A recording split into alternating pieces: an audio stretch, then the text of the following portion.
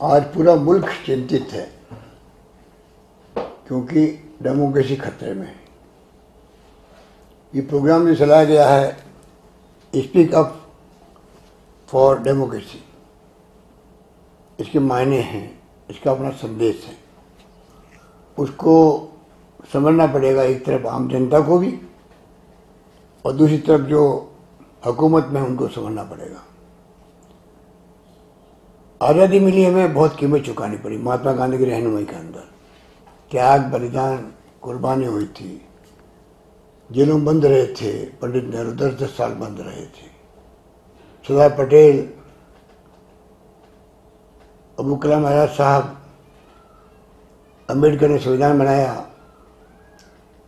उस कीमती आज़ादी की रक्षा की गई। आज़ादी के बाद में भी पाकिस्तान की तरह यहाँ पर बार बार सैनिकों का शासन नहीं हुआ था। यहाँ पर 70 साल तक सरकारें बदली।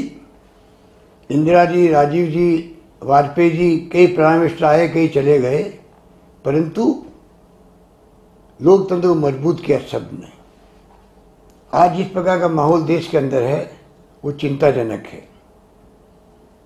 किस प्रकार से सरकारें गिराई जा रही है।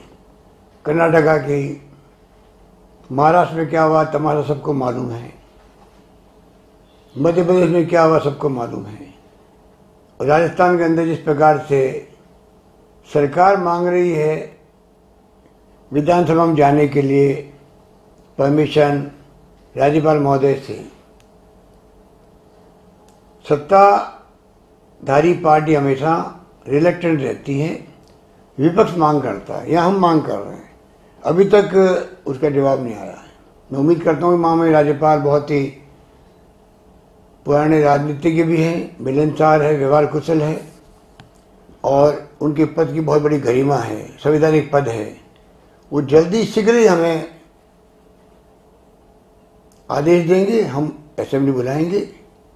कोरोना के ऊपर वो खुद चिंतित है राज्यपाल महोदय, उस पर चर्चा करेंगे। कल उनका स्टेट गवर्नमेंट को लेकर के जो उनका संदेश आया उससे हमें बहुत अच्छा लगा। राज्य सरकार ने जो कदम उठाए हैं कोरोना की लड़ाई को लेके, मैनेजमेंट किया, उसकी तारीफ की उन्होंने। पूरे देश में, दुनिया के अंदर उसकी तारीफ हो रही है। लॉकडाउन के कारण से जो आर्थिक स्थिति बर्बाद हो चुकी है उस पर चर्चा करेंगे असेंबली के अंदर। राजनीतिक चर्चाएं करेंगे, जो हाउस की राय होगी सबकी, पक्ष विपक्ष की, उसके आधार पर। आज वक्त है सबको, चाहे वो केंद्र सरकार हो, चाहे राज्य सरकार हो,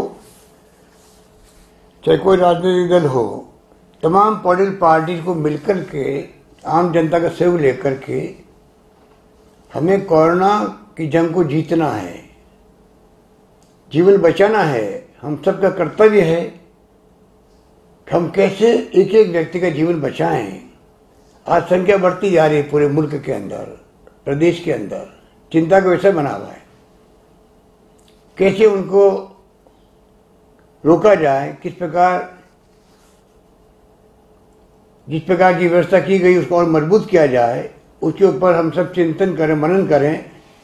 प्रधानमंत्री जी ने वीसी की थी, हमने खुल के विचार दिए थे हमारे अपने। एक माहौल बना देश के अंदर, केंद्रीय राज्य सरकारें मिलकर के काम कर रही है। और आज मैं कहना चाहूंगा कि मुझे दुख होता है कि कोरोना की जंग के अंदर भी, कोरोना महामारी भयंकर महामारी है, क्या रूप लेगी कोई नहीं कह सकता आने वाले वक्त के अंदर। उसके दरमियान में आप अगर बजाय इसके कि सब मिलके इसका मुकाबला करें, पक्ष विपक्ष को साथ लें, सत्ता पक्ष जैसे मैंने लिया यहाँ पर, तमाम पॉलिटिकल पार्टियों को, तमाम धर्मगुरुओं को, तमाम एक्टिविस्ट को, तमाम डॉक्टर्स को साथ लेके चल रहा हूँ मैं। और मुझे कोई शिकायत नहीं है, ना पक्ष से ना विपक्ष से, सबने मिलकर के मुकाबला किया है। और इसी कारण तारीफ हुई पूरे देश, दुनिया के अंदर, राजस्थान की। तो मेरी समझ के परे कि भारतीय जनता पार्टी को क्या हो गया है। ऐसे वक्त में भी आप राजनीतिक गतिविधियां ऐसी करो जो डेमोक्रेसी के खिलाफ हो। आपने सरकार गिरा दी कर्नाटका की, कोरोना प्रारंभ हो चुका था तभी परवाह नहीं करी आपने। पूरा समय लगाया मध्य प्रदेश की सरकार गिराने के अंदर, उसमें आप कामयाब हो गए। कोरोना भी खत्म ही नहीं हुआ है, बढ़ रहा है। राजस्थान की तरफ आपने रुख कर लिया। हो क्या रहा देश के अंदर? पूरा देश चिंतित है, प्रदेश चिंतित है, विचलित है। और मैं उम्मीद करता हूं कि इस बात को समझेंगे। आज़ादी के बाद में 70 साल तक इंदिरा गांधी की जान चली गई, तो शहीद हो गए देश के लिए, देश की एकता के लिए, अखंडता के लिए। राजीव गांधी शहीद हो गए, कितने लोग कुर्बान हुए पंजाब के अंदर, आतंकवादियों के शिकार हो गए। सरदार बहन सिंह जी शहीद हो गए, आतंकवाद को देश नाबूद कर दिया।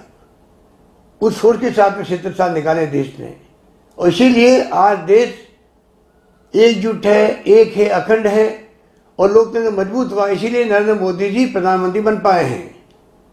ये समझना पड़ेगा।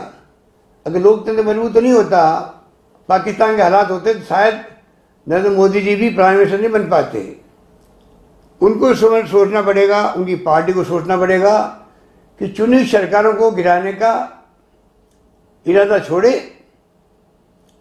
तब जाके लोकतंत्र मजबूत होगा। आने वाला इतिहास वरना माफ नहीं करेगा किसी को भी। जो गलती करेगा उसको गलती की कीमत चुकानी पड़ेगी।